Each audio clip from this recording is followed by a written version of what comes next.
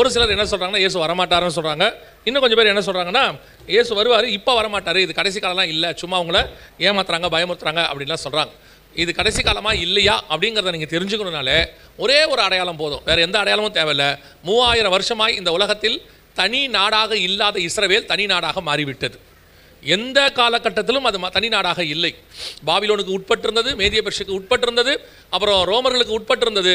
அதுக்கப்புறம் இயேசு கிறிஸ்துக்கு அப்புறம் கூட பைசாண்டியர்கள் கையில் இருந்தது, அதற்கு பிறகு துருக்கி வசம் இருந்தது, கடைசியாக ஆங்கிலேயர் வசம் இருந்தது.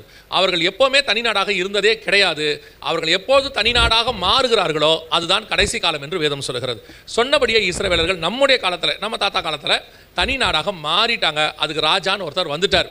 இதுதான் மிகப்பெரிய அடையாளம் இது கடைசி காலம் என்பதற்கு.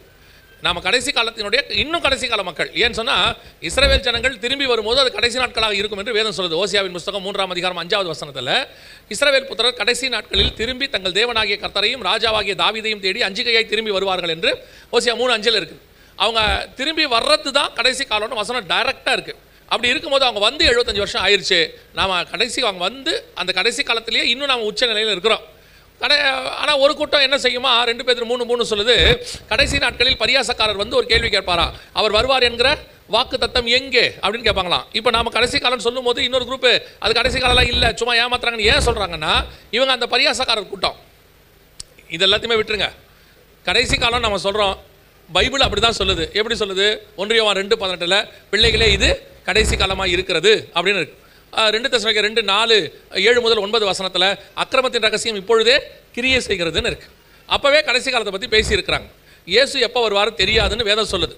அதாவது அவர் வரும் நாளிகையாகிலும் பிதா ஒருவரை தவிர மற்றவர் அறியான்னு இருக்கு. அப்போ அவர் ஒவ்வொரு நிமிஷமும் என்ன காலம் தான்? இது கடைசி காலம் தான்.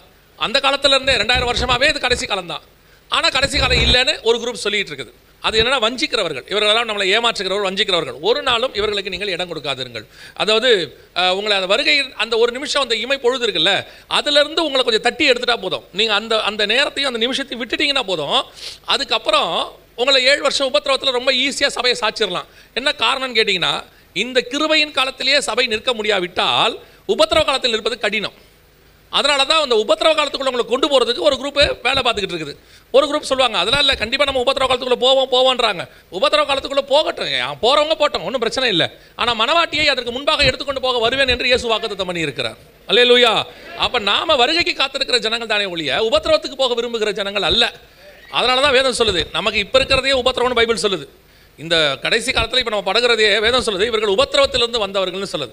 அதனால் தயவு செய்து இந்த கடைசி காலம் இல்லை அப்படிலாம் இல்லைன்னு யாராவது சொன்னாங்கன்னா நம்பாதிருங்கள், அவர்கள் உங்களை வஞ்சிக்கிறார்கள் என்று அர்த்தம். நாம் கடைசி காலத்தினுடைய மக்கள். ஆனால் எப்போ முடியும் தெரியாது, ஆனால் இது கடைசி காலம், அவ்வளோதான்.